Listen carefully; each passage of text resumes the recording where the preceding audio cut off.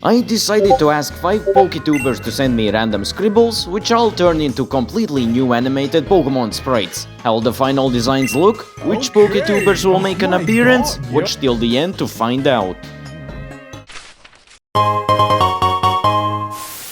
So I could have gone with the easy route and just make a bee, but I wanted to move my grey brain cells instead and come up with something more creative. The next best thing that popped into my head was a sealed pod, which holds a mystical power. Yeah, pretty simple, just like that. So cue the next 2 hours going to trying to find the best path to the result of me making and ending up with a solid looking pot that withholds a magical creature, but that's not all. The hardest part was making the animation because this design was such a unique case, so I didn't really have an idea of how to do this. But after just shooting shots in the dark, I land on an idea, then go straight to executing it with varying frame speeds, taking references from some existing sprites like Spiritomb, and closing it off by mix and matching the made frames to make it more polished and nicer.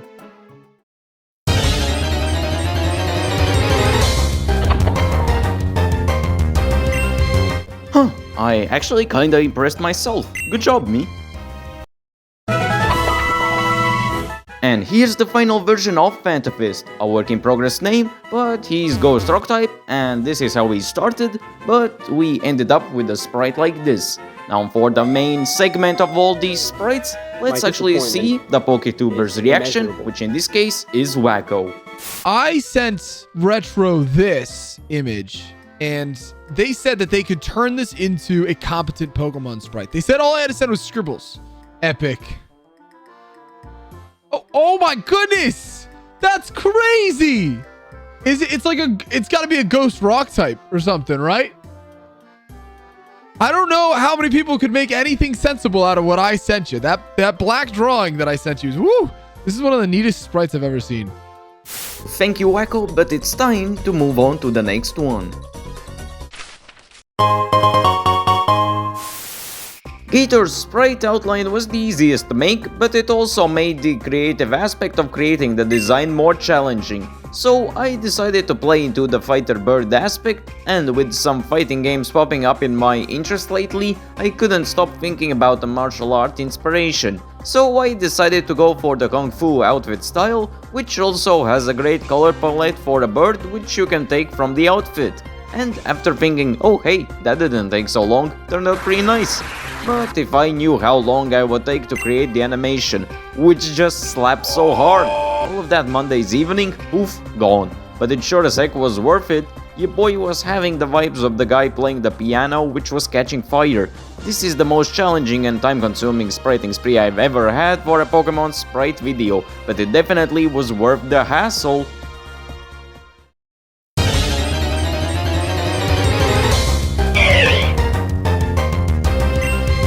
Huh, getting clapped by a bird would be the least weird thing in Pokemon. And just like that we got our next guy, Kokfu. Wait, it kinda... never mind. It's flying fighting, and the initial drawing was this, but it turned out to be this. Yeah, I don't know what else to say, but you know what's better? Checking out and seeing what's GatorEX's reaction to this. Hey, this is GatorEX, and RetroNC asked me for a doodle that he would then turn into a Pokemon sprite, so let's go ahead and react to it here. So, got it here, obviously. The doodle that I sent over, you know, I hope it looks decent, but let's see what's... Oh, shoot. Oh, shoot. Okay. It's... okay, I didn't expect it to be, like, fully animated. No, that looks really cool. I didn't expect it to be yellow. I mean, like, I guess when I was doing it, I'm like, oh shoot, doodle a bird, it'll be brown, but I think that looks so much better. Like, okay, honestly, like, the yellow with the red all together, black's great too, it like balances things out. Oh shoot, I didn't even notice the tail is still, I forgot I doodled the tail on it. The whole thing looks so good. I love it. And yeah, okay, like, the posing of it is great too. Well, obviously, I guess I did the pose, but like, you kind of like captured it a lot better. Great, I absolutely love it. Thanks man, happy with the results too, but let's move on to the next one. Comparing to all the other sketches, Acko's was a literal random scribble, which is perfect since that was what I was hoping for, because that forces me to be creative the most. So after some rotations and flipping the image, I get to a shape that sparks an idea. Although nothing special, I think of a snake-like creature that has a leaf-like coat. To make use of its coat and have a good disguise, it rests in a tight ball-shaped position to resemble a leaf pile. Then when it senses movement, it attacks or stays in a neutral state, depending on the enemy's size. Also, the animation did take a good while, but I wanted to use the occasion to try out something new, which thankfully ended up with a better loop in result. I tried to incorporate a bit of 3D looking movement with the head going in a circular loop from the front perspective, which somehow makes the illusion work surprisingly well.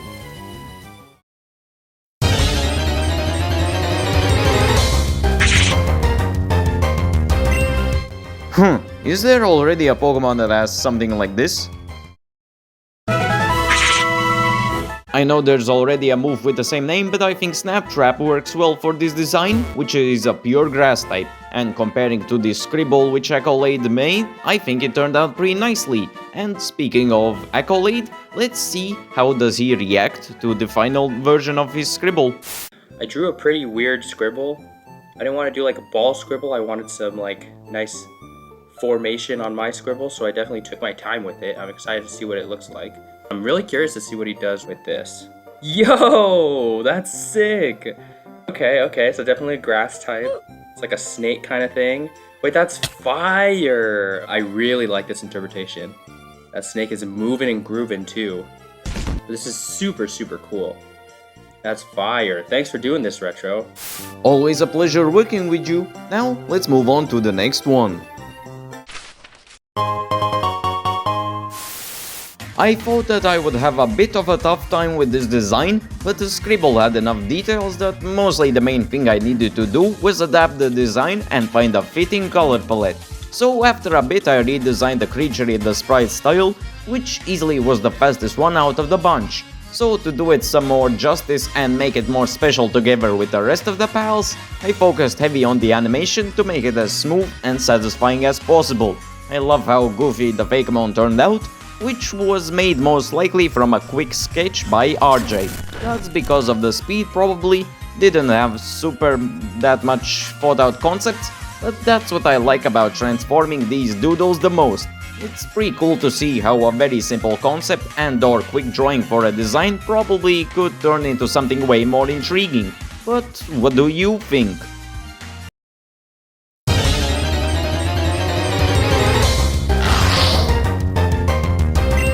Wait, is that a little magic buddy that he has? I want one too!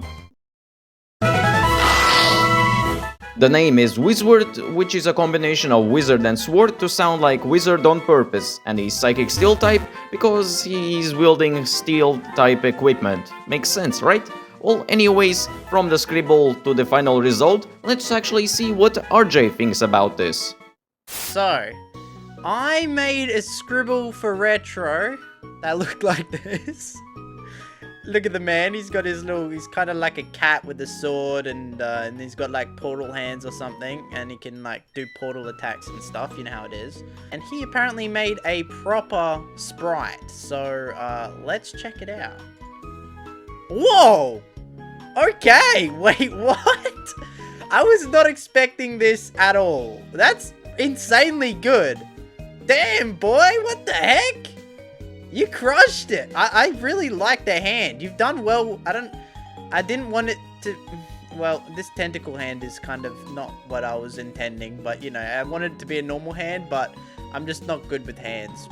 Although I did draw it like that, so that's probably my bad. Anyway, good job. I like it. A little misinterpretation on my part, but I'm still happy that he liked it. Anyways, it's time for the final one. As you could expect from the last one, it was a big challenge to create. First struggle was deciding what to create from a simple magic carpet, but then I came up with an idea. A carpet that's similar to those insects that fend off predators with intimidating markings. Something like Masquerade. I started working on a creature that, to fend off predators, it puts them in a trance if it manages to make them stare in the eyes for long enough, which it usually achieves by having fluttering, eye-catching movements to assist its hypnotizing attempts.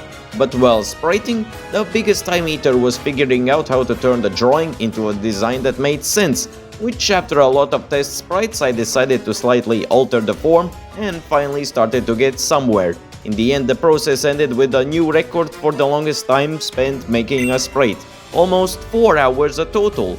God damn.